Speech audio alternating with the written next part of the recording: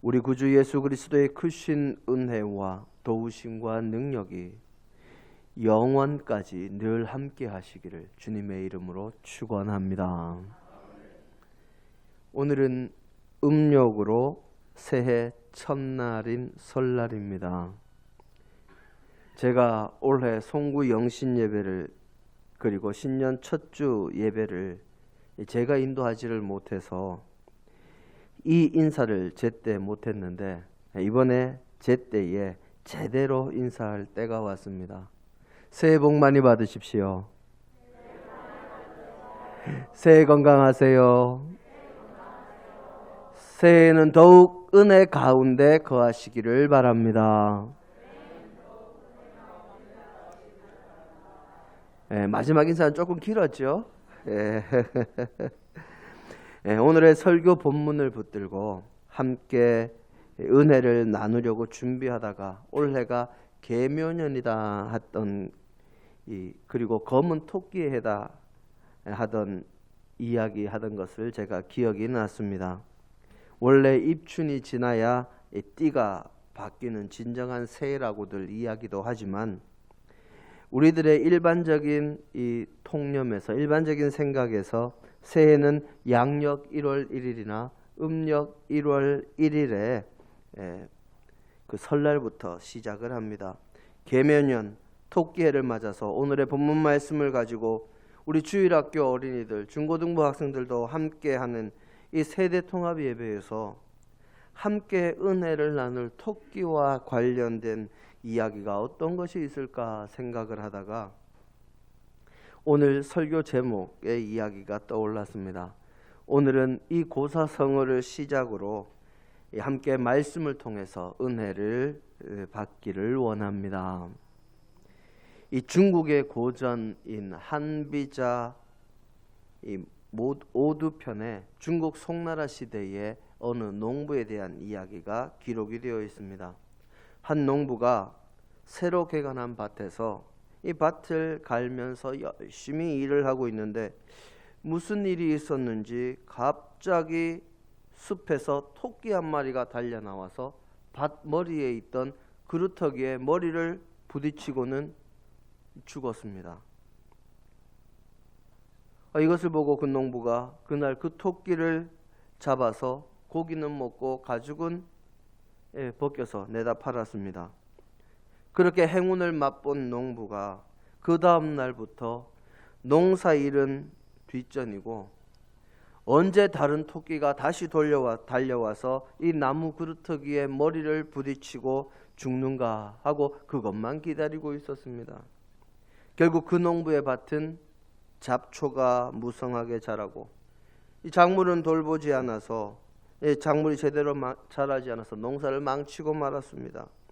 그럼에도 불구하고 그 농부는 한 번 있었던 그 행운, 아무런 일도 하지 않았는데 갑자기 토끼가 자신의 옆에 와서 그냥 죽는 그 기적 같은 일을 바라면서 날마다 그냥 나무 그루터기만을 지키면서 토끼를 기다렸다는 이 고사성어가 수주대토입니다.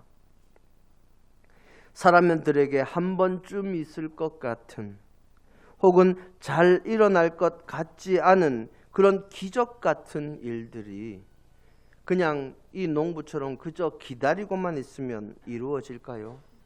자신은 아무 일도 하지 않고 그저 기다리고만 있으면 모든 일이 이루어지겠습니까? 오늘 우리의 본문 가운데 신약의 말씀은 예수님께서 갈릴리 지방의 여러 곳과 갈릴리 주변의 여러 도시들을 다니시면서 하나님 나라의 사역을 감당하실 때 있었던 일을 기록하고 있는 말씀입니다. 예수님께서 갈릴리 이곳저곳을 다니시면서 하나님 나라의 복음을 전하시는데 식사할 겨를도 없이 전하시고 또 기적을 통해서 병자들을 치유하시고 또 복음을 말씀을 가르치실 때 주님을 비방하는 무리들이 예수님께서 귀신들의 왕인 바알세불의 힘을 빌려서 귀신 들린 자들에게서 귀신을 쫓아낸다 하고 주님을 비방하는 무리들이 있었습니다. 그들을 보고 주님께서 그들을 꾸짖으신 후에 갈릴리 바다에서 4가지 땅에 뿌려진 씨 뿌리는 비유를 들려주시고, 사람들이 똑같이 말씀을 들어도 그 말씀에 열매를 풍성히 맺는 사람과 열매를 맺지 못하는 사람들에 대해서 말씀하셨습니다. 그러니까 예수님께서 말씀을 전하시고 병자를 고치시고 복음을 전하셔도 그것을 받아들이고 싹 틔우고 열매 맺는, 풍성한 열매 맺는 사람이 있는가 하면, 그 말씀이 똑같이 떨어져도 전혀 은혜도 받지 못하고 열매도 맺지 못하는 사람이 있다 하는 말씀을 주신 것이지요. 그 후에 날이 저물 때가 돼서 제자들과 함께 갈릴리 바다 건너편으로 가서 하나님의 말씀을 전하자 명령하십니다. 이미 주님을 비방하는 자들이 잔뜩 와서 주님을 비방하고 있으니 주님께서 그곳을 잠시 떠나려고 작정하신 것이지요. 바다를 건너는데 풍랑을 만나서 제자들이 고생을 합니다. 그리고 두려워하며 주님께 살려달라 합니다. 그때 주님께서 말씀 한마디로 바다를 잔잔케 하시지요. 그때 파도와 풍랑을 보고 두려워하는 제자들을 향해서 모든 것을 섭리하시는 하나님의 아들, 바로 성자 하나님이 계시는 배를 그 어떤 파도도 뒤집을 수 없음을 알지 못하고 제대로 믿지 못하는 제자들을 향해서 주님께서 믿음이 없는 자들아 어찌하여 두려워하느냐 하고 꾸짖으십니다. 배는 이제 갈릴리 건너편 거라사 지방, 마태복음에서는 여기를 가다라 지방이라고 표현을 하고 있습니다. 어쨌든 그곳에 이르러서 무덤 사이에 거하면서 군대 귀신 들린 자를 주님께서 고쳐주십니다. 귀신을 내어 쫓아주셨지요. 하지만 이 거라사 지방 사람들은 귀신 들린 사람이 회복된 것이나 하나님 나라의 복음이 전해지는 것보다 자신들이 기르던 돼지떼가 죽은 것을 보고 자신들의 재산이 축나는 것을 두려워한 나머지 이곳을 떠나 주십시오 하고 주님께 요청합니다. 주님께서는 그 요청에 두말하지 않으시고 돌아서셔서 다시 갈릴리로 오십니다. 그때 주님 앞에 나온 사람이 바로 회당장 야이로라고 이름하는 사람입니다. 그가 자신의 딸이 병으로 죽게 되었다 하며 주님께 그 병을 고쳐주시기를 간절히 구합니다. 야이로의 이 요청, 이 간절한 기도에 주님께서 응답하셔서 그의 집으로 가시는 길에 주님께서 갑자기 걸음을 멈추시고 누가 내 옷에 손을 대었느냐 하고 물으십니다. 주님께서는 당신의 능력이 나가서 병 고침의 역사가 일어난 것을 아시고 그렇게 물으신 것이지요. 그때 제자들은 선생님, 사람들이 이렇게 우리를 애워싸서 서로 밀고 있는데 옷에 손을 대다니요. 당연히 옷에 손도 대고 몸도 대고 지금 서로 그렇게 되어 있는 상황 아닙니까? 그때 12회나 혈루증을 앓던 여인이 주님 앞에 엎드립니다. 그리고 자신이 주님의 옷에 손을 대었고 자신의 병이 고쳐졌음을 주님 앞에 나와서 무릎을 꿇고 고백합니다. 오늘 우리의 본문에 나오는 이 주님의 상황에서 주님의 은혜를 입고 귀신이 떠나가는 은혜를 입은 사람과 12회나 앓던 병고침의 축복을 받은 여인, 그리고 이제 이어서 죽은 딸아이가 다시 살아나는 능력을 힘입을 이 야이로는 그루터기에 머리를 박고 죽는 토끼를 기다리던 농부처럼 그냥 앉아서 기다리기만 하던 사람들이 아니었습니다. 자신이 직접 주님 앞에 나왔던 사람들입니다. 그들은 주님께 나와서 간절히 기도하며 구하고 믿음을 가지고 각자 자신들에게 현실에서 닥친 어려운 난관들을 이겨내고 주님 앞에 나왔던 사람들이었습니다. 그런 사람들에게 주님께서 은혜를 베푸신 것이지요. 주님께서 거라사 지방에 이르렀을 때 주님께서 귀신을 내어 쫓아주셨던 군대 귀신 들린 자도 주님 앞에 나아왔기에 귀신이 그 사람을 떠나서 돼지떼에 들어가는 은혜를 입은 것이요. 회당장 야이로의 딸이 죽었을 때 그녀를 다시 살리게 된 일도 딸이 죽기 전에 회당장이라는 자신의 그 직함을 뛰어넘어서 주님 앞에 나와서 주님께 자신의 딸을 고쳐주십사 간절히 기도하며 구하던 아버지 회당장 야이로가 있었기에 그 일도 가능했던 일입니다. 뿐만 아니라 12해나 혈루증을 앓던 여인은 자신이 앓고 있는 병이 피가 늘 흐르는 병이라서 유대인의 율법에 따르면 부정하다고 여겨지는 병이었고 다른 사람과 접촉해서는 안 되는 병이었습니다.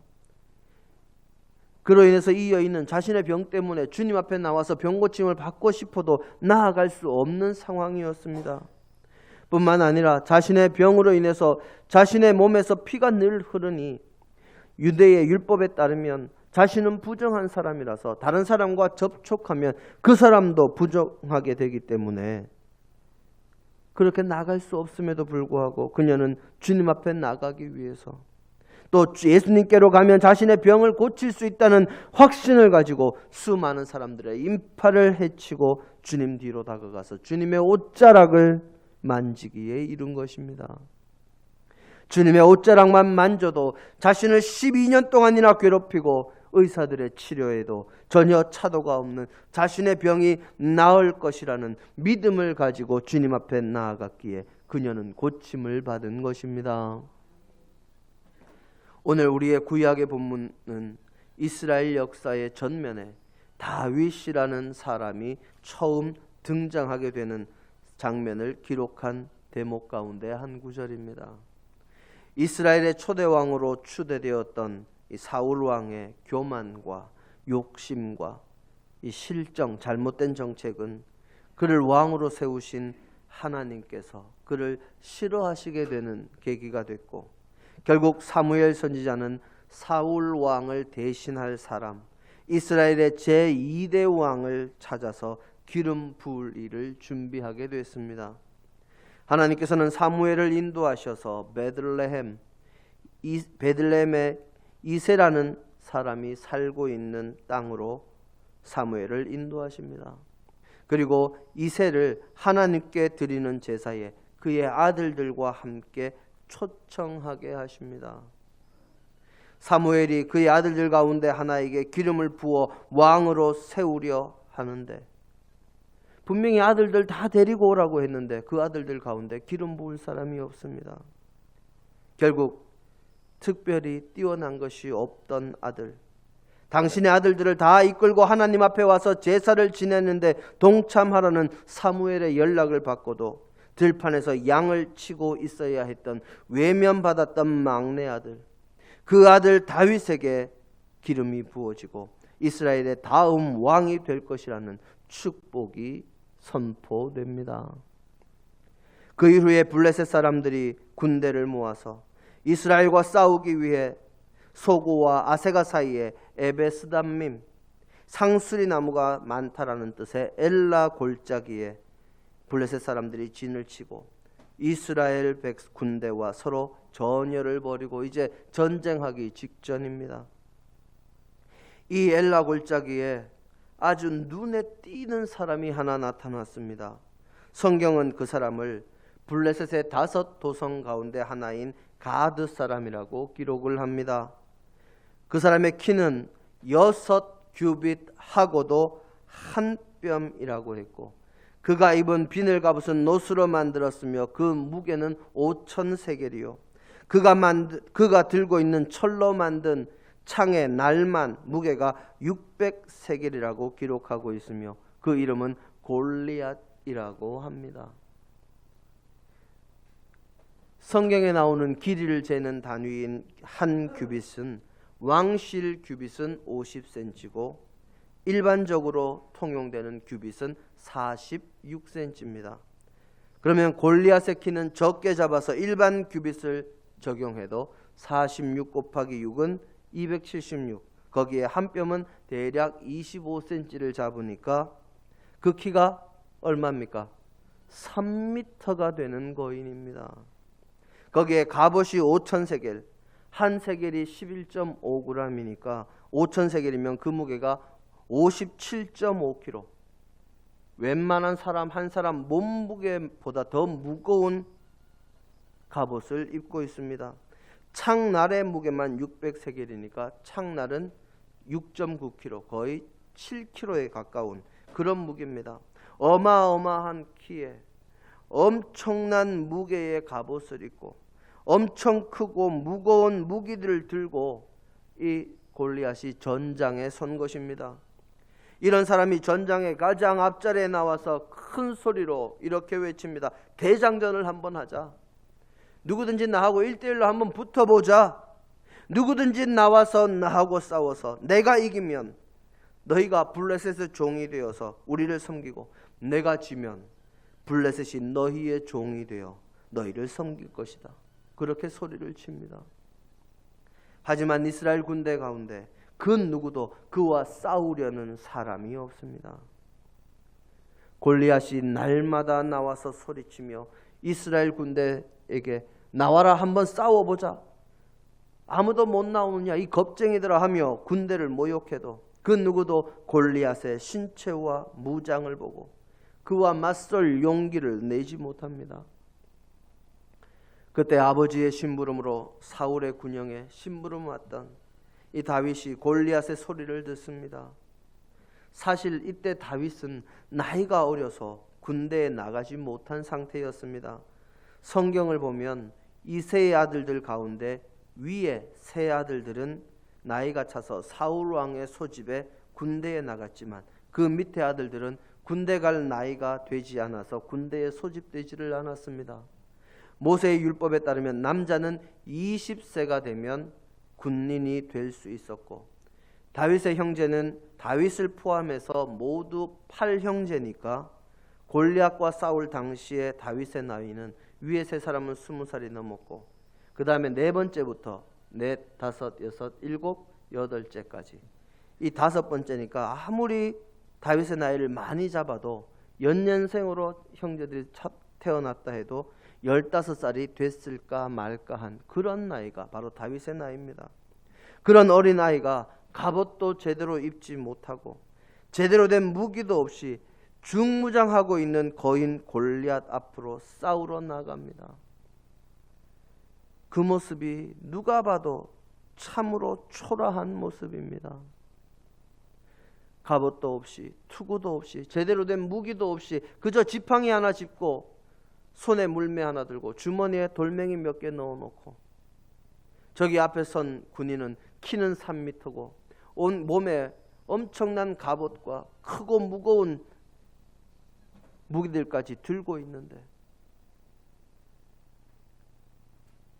이스라엘 군대로서는 그런 소년을 자기들 앞에 세우니 얼마나 부끄러운 모습입니까? 그 모습에 골리앗이 비웃으면서 너를 죽이겠다 하고 이야기할 때 다윗이 골리앗 앞으로 달려나가며 했던 말이 바로 오늘 우리의 본문 말씀입니다. 우리 사무엘상 17장 45절 말씀 다시 한번 보겠습니다.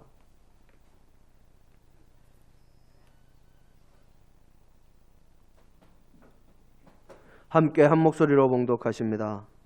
다윗이 블레셋 사람에게 이르되 너는 칼과 창과 단창으로 내게 나아오거니와 나는 만군의 여호와의 이름 곧 내가 모욕하는 이스라엘 군대의 하나님의 이름으로 내게 나아가노라.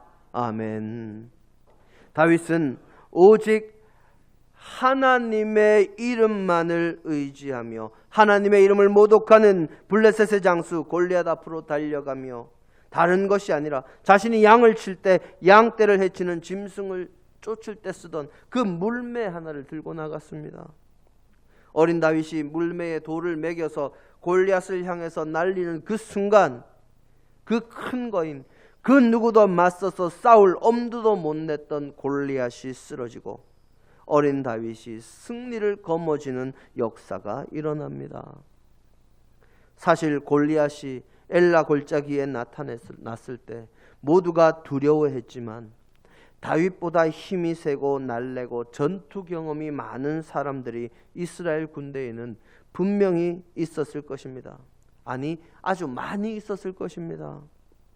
이스라엘 군대에 징집되어 있던 다윗의 형들만 해도 다윗보다 힘이 세었을 것이요, 다윗보다 양치기 경험도 많았을 것이요, 군대에 징집돼서 전투의 경험이나 혹은 무기를 다루는 훈련이라도 받았을 것입니다.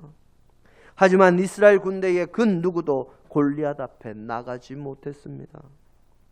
다윗이 어리다고 다윗을 혼내면서 전쟁터에서 싸울 생각하지 말고 어서 집으로 돌아가라고 꾸짖던 다윗의 형들도 골리앗 앞에 나가지 못했을 뿐만 아니라 다른 사람들보다 머리 하나가 더 크다고 성경에 기록된 사울 왕조차도 골리앗 앞에는 나서지 못했습니다.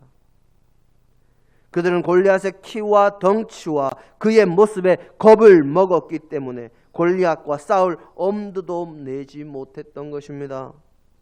골리앗과 싸우면 자신이 질 것이라는 상상을 머릿속에 떠올렸기 때문에 그들은 그 누구도 골리앗 앞에 설 수 없었고 오직 하나님을 의지한 소년 다윗만이 골리앗을 대적할 수 있었던 것입니다.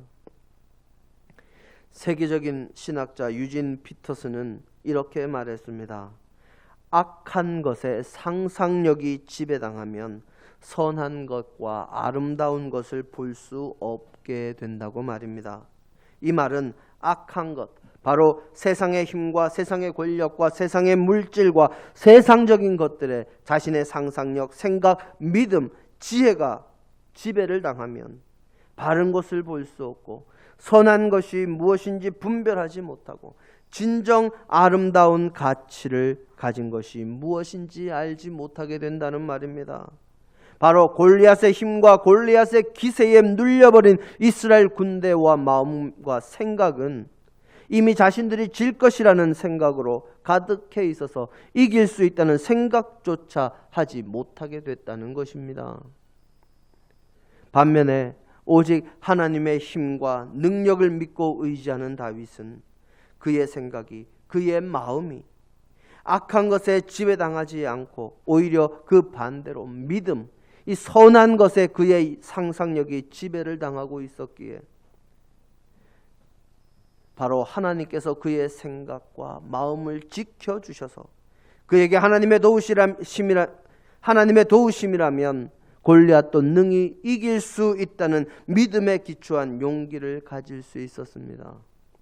그래서 다윗은 골리앗 앞에 담대하게 나갈 수 있었고 마침내 주님의 이름으로 승리할 수 있었던 것이지요. 우리의 현실에서도 마찬가지입니다. 우리가 어려움과 문제들과 현실의 장애들에 집중하고 거기에 우리의 생각이 지배를 당하면 우리는 아무것도 볼 수 없고 아무것도 할 수 없고 그 어떠한 난관과 문제도 이겨낼 수 없는 사람이 되고 말지만 우리가 하나님을 바라보고 하나님을 의지하고 하나님의 도우심을 구하며 나아가면 세상의 그 어떤 어려움도 이길 수 있습니다. 세상의 사람들은 세상의 문제가 큰 것만을 보고 겁을 먹고 두려워서 발을 뒤로 빼지만 우리 믿음의 사람들은 문제보다 더 크신 하나님을 바라보므로 문제가 크지만 그보다 더 크신 하나님을 의지함으로 문제가 작아지고 그 앞으로 나아갈 수 있는 힘과 용기를 얻고 모든 문제를 해결해내는 기적과 같은 일이 가능해지는 것입니다. 어느 날 지혜자라고 소문난 스승이 자신의 제자들을 불러 모아놓고 문제를 하나 냈습니다. 제자들 앞에 한 발쯤 되는, 그러니까 대충 한 2m 정도 되겠지요. 그 정도의 선을 쭉 긋고는 제자들에게 이렇게 이야기합니다. 너희가 이 선에 손을 대지 말고 이 선을 짧게 만들어 보아라. 제자들은 이 황당한 문제에 아무리 생각하고 아무리 이런저런 토론을 해봐도 도무지 손을 대지 않고 이 선을 짧게 만들 도리가 없습니다. 스승에게 찾아가서 이야기합니다. 스승님, 저희는 손대지 않고 이 선을 짧게 만들 수 있는 방법이 없습니다. 그랬더니 스승이 아무 말 없이 그 선 옆으로 가서 그 선 옆에 그 선보다 훨씬 더 긴 선을 하나 쭉 긋습니다. 어떻게 됐습니까? 처음에는 2m 정도 되니까 긴 선이라고 생각되던 그 선이 그 옆에 더 긴 선이 있으니까 짧은 선이 되어버렸습니다. 선에 손을 대지 않고 짧아 보이게 만든 것이지요. 이처럼 우리의 인생에 어떤 문제도 그 문제보다 더 크신 하나님을 바라보면 그 문제는 작아지는 것입니다. 하나님을 의지하면 해결되는 것이지요. 하지만 그것이 그저 하나님만 바라보며 수주대토하던 그 농부처럼 가만히 앉아만 있어도 된다는 이야기는 아닙니다. 오늘 우리의 본문에 나오는 다윗도 그러하고 혈루증을 앓던 여인도 그러하지만 자신의 믿음을 가지고 그냥 앉아 있는 것이 아니라 그 믿음을 의지하고 앞으로 나아갈 때 문제가 해결되는 기적이 일어나는 것입니다. 사랑하는 성도 여러분, 그리고 오늘 이 자리에 함께한 우리 주일학교 중고등부 학생 여러분, 새해 새롭게 우리 앞에 펼쳐지는 이 계명년에는 우리 앞에 골리앗과 같은 문제가, 정말 큰 문제가, 도저히 해결할 수 없을 것 같은 문제가, 혈루증처럼 전문가들인 의사들도 해결하지 못하는 그런 문제들이 놓여질 수가 있습니다.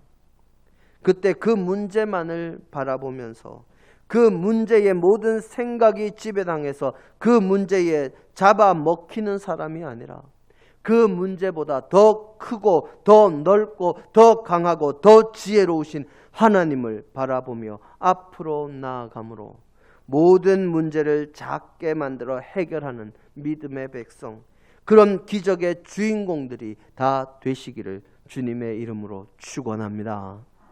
함께 기도하십니다. 아버지 하나님, 우리를 사랑하시고 우리를 도우심을 감사드립니다.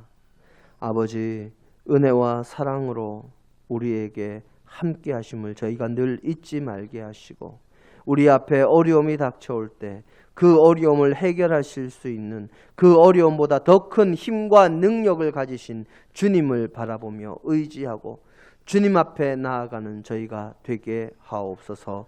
예수님 이름으로 기도드립니다. 아멘.